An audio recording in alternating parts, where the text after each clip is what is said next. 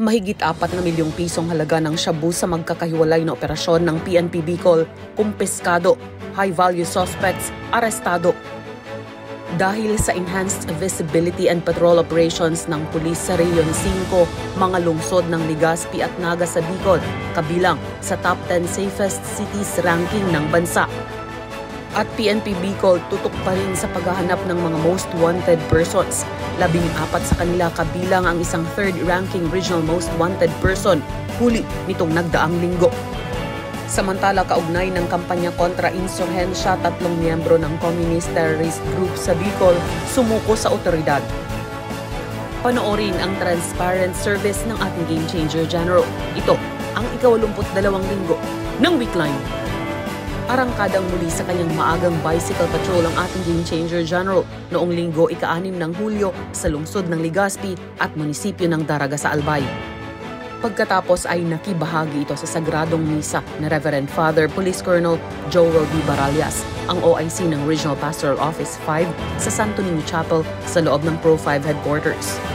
At sa patuloy na pagsasanay at pagpapalakas ng 5-minute response ng PNP, pinangunahan ni Police Brigadier General Dizon sa araw na ito ang isinagawang simulation exercise o SIMEX at communication exercise o COMEX ng Pro 5 sa loob ng regional headquarters. Hindi naman kinaligtaan ang ilang administratibong gawain bago muling umarangkada sa kanyang motorcycle patrol kinahapunan. Lunes, ika-7 ng Hulyo, maagang pinangunahan ng ating Game Changer General ang traditional Monday flag racing and awarding ceremony sa Pro 5 Grandstand.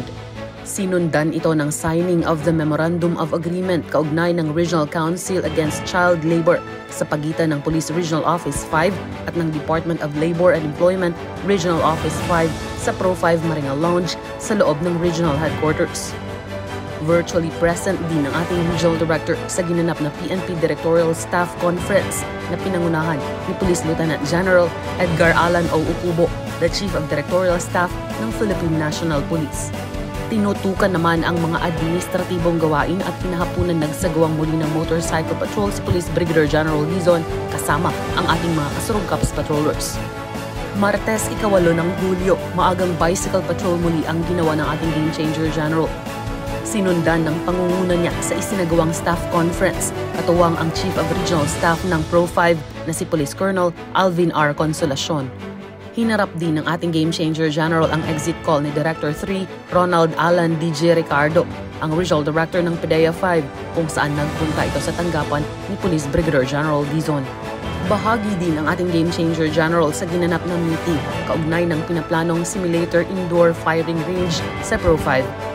Pagkatapos ay nakibahagi si Police Brigadier General Dizon sa ginanap na 3 o'clock Police Clinics kung saan suportado ng pamunuan ng Pro 5 ang fitness advocacy ng ating hepe ng Pambansang Pulisya ng Pilipinas na si Police General Nicolas D. Torre III. Sinundan ito ng administratibong gawain bago muling umarangkada sa kanyang palagiang motorcycle patrol ang ating Regional Director. Miyerkules, ika-9 ng Hulyo, maagang bicycle patrol muli ang unang bungad na gawain ng ating Game Changer General.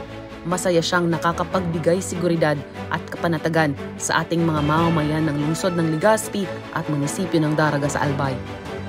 Pagdating sa opisina ay hinarap niya ang ilang panauhin, kabilang na ang exit call na Reverend Father Police Major Jonas A. Lozano, ang outgoing Assistant Regional Pastoral Officer 5, at courtesy call ni Police Major Zoilo C. Ercilia, ang Disbursement Officer ng Regional Finance Unit 5. Hindi naman mawawala ang pagbusisi niya sa ilang administratibong gawain para sa mga direktibang kailangan ng agarang aksyon at ano pa mang law enforcement concerns para sa rehiyon. Hindi pa rin mawawala ang regular na motorcycle patrol ng ating Game Changer General. At bagamat natapos ng ating Game Changer General ang kanyang mga gawain para sa araw na ito, pinaunlakan naman niya kinagabihan ang imbitasyon sa kanya sa 52nd birthday celebration ng ating Deputy Regional Director for Operations na si Police Colonel Roque A. Bausa sa Marison Hotel, Legazpi City, Albay. Ika-10 ng Hulyo, Huwebes, pagkatapos magsagawa ng bicycle patrol ni Police Brigadier General Dizon, isang meeting ang naganap sa pagitan ng ating Regional Director at ni Ms. Manilyn J. Abion, ang focal person ng DSWD 4Ps kaugnay ng mga kailangang koordinasyon nito sa PNP. Sinundan ito ng pakikibahagi ng ating Regional Director virtually sa ginanap na Pre-Disaster Risk Assessment Scenario Building Orientation. At habang nasa opisina si Police Brigadier General Dizon, ilang panahon din ang kanyang hinarap. Kabilang na si Police Lieutenant Colonel Augusto Fernando, ang Deputy Chief ng Regional Medical and Dental Unit 5, Dr. Maria Delia Siranieses at ang mga kasama nitong mga faculty members ng Bicol University College of Nursing. Naroon din sa tanggapan ng ating Regional Director para sa isang courtesy visit si Honorable Zacarina A. Lazaro, ang Mayor ng San Pascual, Masbate, at Honorable Ann Gemma Y. Onghoko, ang Mayor ng Ginubatan, Albay, para na rin sa kanilang mga iba't ibang law enforcement concerns na makakabuti sa kani-kanilang munisipyo. Muling nakiisa din si Police Brigadier General Dizon sa ginanap na 3 o'clock police clinics sa Pro 5 Grandstand bago muling hinarap ang ilang administratibong gawain. Nagtapos pa rin ang araw ng ating Regional Director sa pamamagitan ng kanyang motorcycle patrol. Samantala noong Biyernes, ika-11 ng Hulyo, pagkatapos ng maagang bicycle patrol ni Police Brigadier General Dizon, pinagtuunang pansin niya ang mga administratibong gawain. At habang nasa tanggapan, ay sunod-sunod naman ang kanyang mga naging panauhin na mula pa sa iba't ibang sektor ng komunidad para sa kani-kanilang pakay. Nagtapos pa rin ang araw na ito para sa ating Game Changer General ng isang ikot ng kanyang motorcycle patrol kasama ng ating masisipag na kasurugkaps patrollers. At noong Sabado, ika-12 ng Hulyo, pagkatapos ng mas pinaaga at pinahabang oras ng bicycle patrol, muling pinangunahan ng ating Game Changer General ang isa na namang pagsasanay kaugnay ng 5-minute response ng PNP. Nagsagawang muli ng CIMEX at COMEX ang pulis sa Rion 5 sa araw na ito. Sinundan ito ng mga administratibong gawain at isang media interview. Pagkatapos ay mabilis ang turnover of 1 blinker ang isinagawa para sa mobile car ng Regional Police Security and Protection Unit 5 ng ating Game Changer General. Nagtapos ang araw na ito para sa ating Regional Director sa pamamagitan ng motorcycle patrol sa lungsod ng Legazpi at munisipyo ng Daraga sa Albay. Masaya ang pulis sa Rion 5 sa kontribusyon ng bicycle at motorcycle patrol sa seguridad ng Bicol. Dahil dito ay kabilang ang Legazpi City at Naga City sa top 10 safest cities in the country. Malaking karangalan para sa PNP Bicol ang mapagsilbihan ang mamamayan. At sa mga operasyong naisagawa sa buong linggo mula ika-6 hanggang ika-12 ng Hulyo taong kasalukuyan, umabot sa halos 5 milyong pisong halaga ng iligal na droga ang nakumpiska ng mga operatiba ng pulis sa Rion 5 na nagresulta sa pagkakaaresto ng 43 suspects mula sa 39 na ginawang operasyon. Nanguna dito ang Camarines Norte Police Provincial Office, sinundan ng Camarines Sur Police Provincial Office at pumangatlo ang Albay Police Provincial Office. Sa kampanya kontra illegal gambling, inaresto ang 50 suspects mula sa ginawang 16 na operasyon.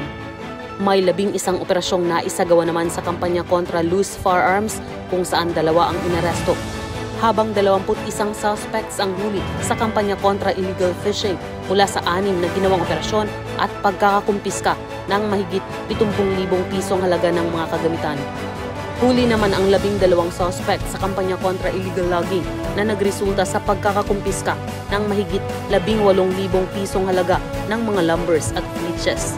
Samantala umabot sa 73 most wanted persons ang inaresto sa buong Kabikulan sa nakalipas na linggo, habang 4 ang sumuko at 2 ang arestado sa mas pinagtibay na mga hakbang kontra insurhensya.